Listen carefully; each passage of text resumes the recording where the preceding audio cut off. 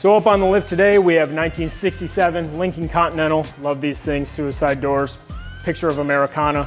We've gone through this entire car and we've removed the old undercoating that was really stuck on, exposing this red oxide primer. Now you can see where this finish has been compromised quite a bit from us dry ice removal. We have to do a top coating.